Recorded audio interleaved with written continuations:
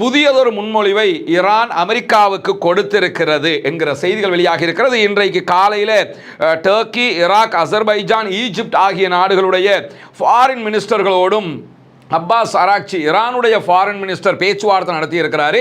ஈரானிடமிருந்து அணு ஆயுத அச்சுறுத்தல்கள் தற்போதைக்கு இல்லை என்கிற ஒரு செய்தியை நேற்றைய தினம் காங்கிரஸில் பேச்சுவார்த்தைக்கு கலந்து கொண்டிருந்த அமெரிக்காவினுடைய இராணுவ பாதுகாப்பு செயலாளர் பீட் ஹெக்ஸத் சொல்லியிருந்த செய்திகள் பரபரப்பை உண்டாக்கி இருக்கிறது. அல் ஜசீரா என்ன சொல்லுதுன்னு கேட்டால், தொடர்ந்து இந்த தாக்குதல்களால் ஹிஸ்புல்லாக்களுடைய ட்ரோன்களை இடைமறிக்க முடியாமல் தடுமாறிக் கொண்டிருக்கிறது இஸ்ரேல். ஈரான் மீதான அமெரிக்காவினுடைய இந்த முற்றுகையை பயன்படுத்தி சோமாலியர்கள் கடந்த ஒரு வாரத்துக்குள்ளாக 4 கப்பல்களை கைப்பற்றி இருக்கிறார்கள்.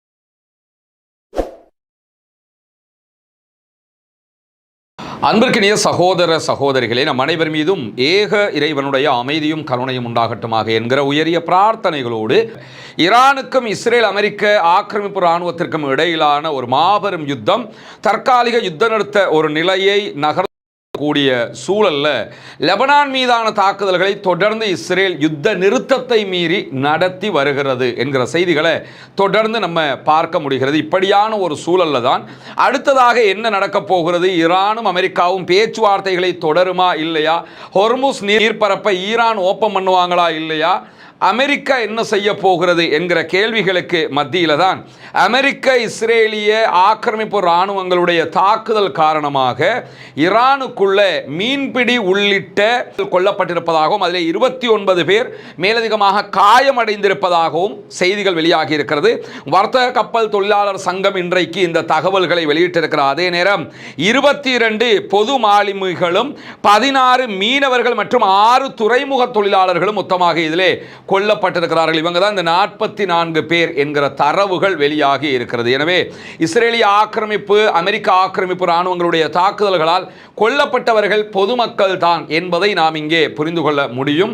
மொத்தமாக பொதுமக்களை அழிப்பதையே கங்கணம் கட்டி ஒரு தொழிலாகவே செய்து கொண்டிருக்கிறது இந்த ஆக்கிரமிப்பு இராணுவங்கள் என்கிற நிலையில தான் ஈரான் சமீபத்திய தன்னுடைய முன்மொழி ஒன்றை இன்றைக்கு பாகிஸ்தானுக்கு வழங்கி இருக்கிறது என்கிற செய்திகள் வெளியாகி இருக்கிறது.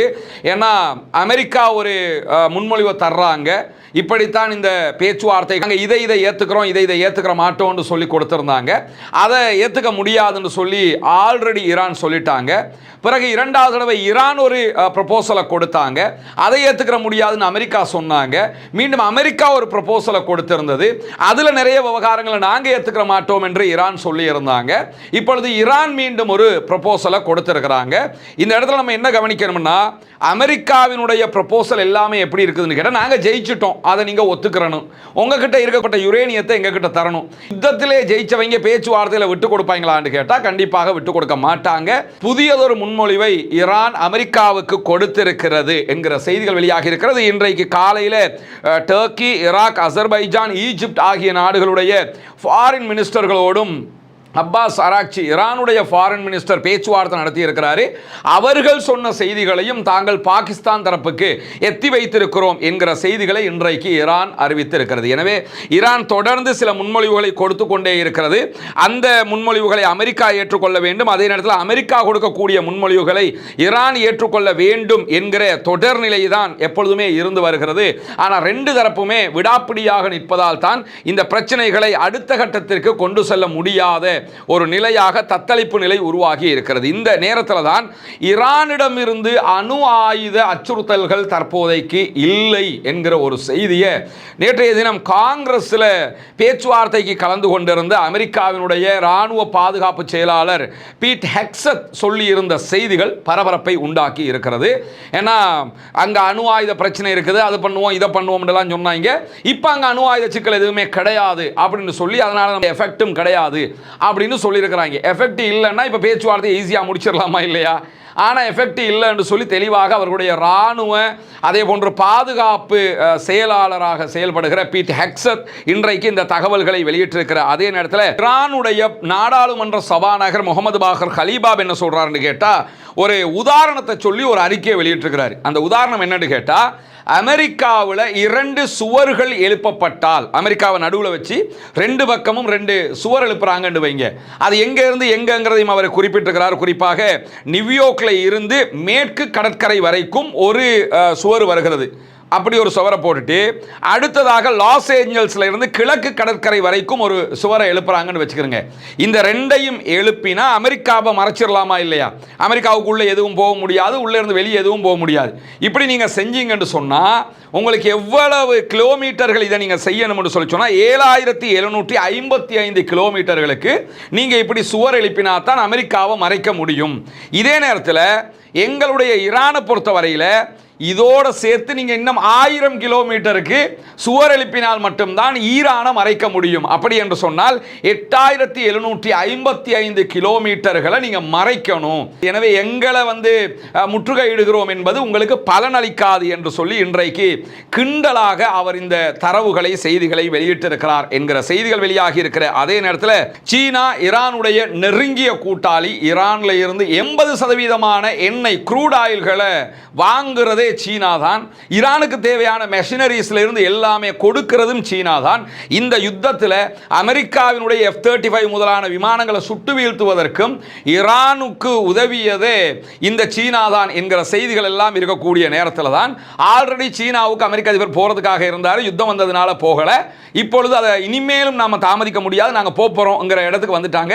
14, 15ஆம் தேதிகளில் அவருடைய பயணம் இருக்க போகிறது. ஆனால் இந்த 14, 15ஆம் தேதிகளுக்கு முன்பதாகவே ஈரானுக்கும் அமெரிக்காவுக்கும் இடையில ஏதாவது ஒரு உடன்பாடு வருவதற்கான வாய்ப்பு இருக்கிறது, வந்தே ஆகவும் வேணும். ஏன்னா சீனாவில் போய் அதை பற்றி அவர் பேச வேண்டி இருக்கிறது. அதனால எப்படியாவது ஈரானோடு ஒரு முடிவை எடுப்பதற்கு அமெரிக்க தரப்பு முயற்சி செய்து கொண்டிருக்கிறது என்கிற செய்திகளும் இன்றைக்கு வெளியாகி இருக்கிற அதே நேரத்தில் ஹிஸ்புல்லாக்களுடைய ஆளில்லா விமான தாக்குதல்கள் காரணமாக இஸ்ரேல் பெரும் இழப்புகளை சந்தித்து வருகிறது. இன்றைக்கு மாத்திரம் தெற்கு லெபனான் பகுதிகளில் இஸ்ரேலை இலக்கு வைத்து ஹிஸ்புல்லாக்கள் நடத்தி இருக்கக்கூடிய தாக்குதல்களில் 2 இஸ்ரேலிய ஆக்கிரமிப்பு ராணுவத்தை சேர்ந்தவர்கள் கொல்லப்பட்டிருக்கிற அதே நேரம் 27க்கு மேற்பட்டவர்கள் படுகாயம் அடைந்திருக்கிறார்கள் என்கிற செய்திகளும் வெளியாகி இருக்கிறது. இன்றைக்கு இது தொடர்பான செய்திகளை வெளியிட்டிருக்கக்கூடிய அல் ஜசீரா என்ன சொல்லுதுன்னு கேட்டா, தொடர்ந்து இந்த தாக்குதல்களால் ஹிஸ்புல்லாக்களுடைய ட்ரோன்களை இடைமறிக்க முடியாமல் தடுமாறிக் கொண்டிருக்கிறது இஸ்ரேல். எனவேதான் தங்களுடைய தடுப்பு திறன் சரிவை சந்தித்துக் கொண்டிருக்கிறது என்று சொல்லி வாஷிங்டனுக்கு தகவல் அனுப்பி இருக்கிறது இஸ்ரேல். எங்களால் ஹிஸ்புல்லாக்களுடைய ட்ரோன்களை தடுக்கிறது ரொம்ப கஷ்டமா இருக்குது, நீங்க ஏதாவது ஒரு சப்போர்ட் பண்ணணும் அப்படின்னு சொல்லி மீண்டும் அமெரிக்காவிடத்திலேயே சப்போர்ட்டை கேட்டுக்கிட்டு இருக்கிறாங்க இஸ்ரேலியர்கள். அந்த அளவுக்கு ஹிஸ்புல்லாக்களுடைய பதிலடி மிக கனமாக இருக்கிறது என்கிற தகவல்களை அல் ஜசீரா சுட்டிக்காட்டுகிற அதே நேரத்தில் இஸ்ரேலுடைய உயர் தொழில்நுட்ப போர் இயந்திரங்களை எதிர்கொள்ளும் விதமாக எதையாவது நம்ம அனுப்பும் போது அவன் அயன்டோமோ அதுக்கு நிகரெல்லாம் காலி பண்ணதுனால அதுக்கு நிகரான எதையாவது வச்சு தடுக்கிறதுக்கு ட்ரை பண்ணிக்கிட்டே இருக்கிறான். எனவே அதெல்லாம் முறியடிப்பதற்காக பலவிதமான வித்தைகளை லெபனானுடைய ஹிஸ்புல்லாக்கள் கையாண்டு வருகிற அதே நேரத்தில் தான் ஃபைபர் ஆப்டிக் கேபிள் ட்ரோன்களை அவர்கள் பயன்படுத்துகிறார்கள் என்கிற செய்திகள் இன்றைக்கு வெளியாகி இருக்கிறது. இந்த கேபிள் ட்ரோன்களை பொறுத்தவரையில் இந்த ட்ரோன்கள் கிட்டத்தட்ட 10 கிலோமீட்டர் வரைக்கும் சென்று தாக்குதல் நடத்தக்கூடியவைகள். இதை ஜாமர்களை வச்சு தடுக்க முடியாது, ஹேக் பண்ண முடியாது, ஜாமர்களை வச்சு தடுக்க முடியாது. இதில் இருக்கக்கூடிய ஸ்பெஷல் என்னன்னா, அது வரும்போது கண்ணால் கண்டு கையில் இருக்கிற ரைஃபிளால் அல்லது கையில் இருக்கக்கூடிய துப்பாக்கிகளால் சுட்டுத்தான் அதை வீழ்த்த முடியுமே தவிர வேறு எந்த விதமாக ஆட்டோமேட்டிக்காக அதை கண்டறிஞ்சு அட்டாக் பண்ண முடியாது. அப்படியான ஒரு ஆயுதத்தை தற்போது ஹிஸ்புல்லாக்கள் பயன்படுத்த ஆரம்பித்திருக்கிறார்கள் என்கிற செய்திகள் இன்றைக்கு வெளியாகி இருப்பது மட்டுமல்லாமல் இந்த உத்தி, இந்த தந்திரம் அல்லது இந்த விதமான தாக்குதல்களை இதற்கு முன்பதாக இப்ப அண்மைய காலத்தில் யார் செஞ்சான்னு கேட்டா உக்ரைன் ரஷ்யாவுக்கு எதிராக செய்திருந்தது. உக்ரைன் தான் முதல்ல ரஷ்யாவுக்கு எதிராக கிட்டத்தட்ட 20 கிலோமீட்டர்கள் சென்று தாக்குகிற இந்த ஃபைபர் ஆப்டிக் ட்ரோன்களை பயன்படுத்தி இருந்தாங்க. இந்த யுத்தத்தில் தற்போது அதையே ஹிஸ்புல்லாக்கள் பயன்படுத்த ஆரம்பித்திருக்கிறார்கள். ஏன்னா இதில் பார்த்தீங்கன்னு சொல்லி சொன்னா உக்ரைன் யாருக்கு சப்போர்ட்டிவா இருப்பாங்கன்னா அமெரிக்கா இஸ்ரேலுக்கு சப்போர்ட்டா தான் இருப்பாங்க, ரஷ்யா தான் ஈரான் ஹிஸ்புல்லாக்களுக்கு சப்போர்ட்டா இருப்பாங்க. இதே நேரத்தில் இப்பொழுது ஹிஸ்புல்லாக்கள் பயன்படுத்துகிற இந்த தொழில்நுட்பம் என்பது யார் இதற்கு முன்பதாக பயன்படுத்தி இருக்கக்கூடிய தொழில்நுட்பம் என்று சொல்லி சொன்னால் உக்ரைனியர்கள் பயன்படுத்திய தொழில்நுட்பம். அதை பயன்படுத்தி தான் தற்போது இந்த தாக்குதல் தாக்குதல்களை முன்னெடுத்து வருகிறது ஹெஸ்புல்லாக்கள். இதையெல்லாம் தான் கொண்டு அரபு நாட்டில் கொட்டி எங்கள்கிட்ட பெரிய தொழில்நுட்பம் எல்லாம் இருக்குது, பார்த்தீங்களா நாங்கள் ரஷ்யாவுக்கு அப்படி அட்டாக் பண்ணுறோம், இப்படி அட்டாக் பண்ணுறோம், வாங்க உங்களுக்கும் சப்போர்ட் பண்ணுறோம், இதைத்தான் சொல்கிறாங்க. இன்றைக்கு இன்னும் ஒரு முக்கியமான செய்தி வெளியாகி இருக்கிறது. அது என்ன முக்கியமான செய்தி என்று சொன்னால், சோமாலிய கடற்கொள்ளையர்கள் என்கிற வார்த்தை பிரபலமாக நம்ம பார்த்துருக்கிறோம். சோமாலியாவில் பல நாடுகளும் அந்த நாட்டை அபகரித்து, அங்கே இருக்கக்கூடிய பொருட்களை அபகரித்து அந்த நாட்டை எப்பொழுதுமே ஒரு சண்டை நாடாகவே மாற்றி வைத்திருக்கிறார்கள். இந்த சோமாலிய கடற்கொள்ளையர்கள் அவங்க அந்த கப்பல்களை கைப்பற்றாமல் இருப்பதற்கு பல நாடுகளும் அவங்களுடைய ரோந்து பணிகளை செஞ்சு கப்பல்களை பாதுகாத்து அந்த ரூட்ல இருந்து காப்பாற்றி கொண்டு போய் கொண்டிருந்தாங்க. இப்போ ஹொர்முஸ் மூடப்பட்டிருக்கிறதுனால ஹொர்முஸுக்கு கப்பல் போக்குவரத்து இல்லை, ஹொர்முஸை நாங்கள் பிளாக் பண்ணுறோம், அமெரிக்கா வந்து பிளாக் பண்ணிக்கிட்டு இருக்கிறதுனால மற்ற நாடுகள் எதுவும் அதுக்கு சம்மந்தப்படவும் இல்லை. இந்த வழியையும் அவர்கள் கண்டுகொள்ளாமல் இருக்கக்கூடிய இந்த சூழலில் ஈரான் மீதான அமெரிக்காவினுடைய இந்த முற்றுகையை பயன்படுத்தி சோமாலியர்கள் கடந்த ஒரு வாரத்துக்குள்ளாக 4 கப்பல்களை கைப்பற்றி இருக்கிறார்கள். ஈரான் கப்பலை நான் பிடிக்க போறேன் அமெரிக்காக்காரன் வந்தான். இப்போ உலக நாட்டு கப்பல்கள் எல்லாத்தையும் சோமாலியாக்காரன் பிடிச்சிட்டு போறான். இதன் பின்னணியில் ஈரான் இருக்கிறது என்கிற தகவல்கள் வெளியாகி இருக்கிறது. ஆனால் உறுதிப்படுத்தப்பட்ட தகவல்கள் கிடையாது.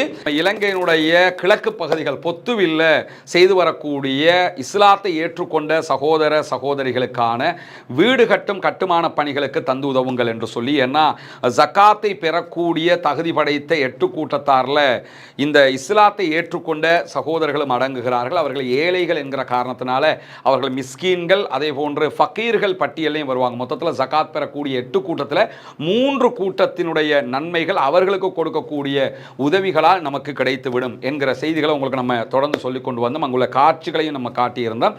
ஏற்கனவே 5 வீடுகளை நம்ம கட்டி கையளிச்சிருக்கிறோம். அந்த காட்சிகள் எல்லாம் தொடர்ந்து நீங்கள் பார்த்து வருகிறீர்கள். அதை தாண்டி இன்னும் 9 வீடுகள் கட்ட வேண்டிய தேவை இருக்கிறது. மொத்தம் 14 வீடுகள் என்கிற தகவல்களை உங்களுக்கு நம்ம சொல்லி வந்தோம். கான உதவிகளை நீங்கள் தொடர்ந்து வழங்கி வருகிறீர்கள். உங்களுடைய ஜக்காத்து தான தர்மங்களை தந்து வருகிறீர்கள். அந்த அடிப்படையில் தற்போது நம்ம 6வது வீட்டை கட்டுகிற பணியை ஆரம்பித்திருக்கிறோம். அதனுடைய காட்சிகளை தான் நீங்க முன்னாடி பார்க்கிறீங்க.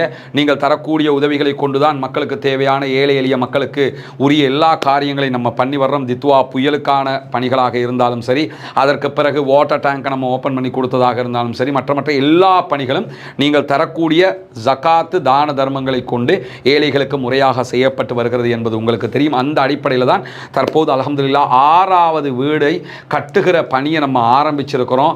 இந்த பணி தொடர்ந்து நடைபெற்று 14 வீடுகளும், மீதி இருக்கக்கூடிய 9 வீடுகளும் கட்டி முடிக்கப்பட வேண்டும் என்பதுதான் என்னுடைய பிரார்த்தனையும் நிச்சயமாக உங்களுடைய பிரார்த்தனையாகவும் இருக்கும்.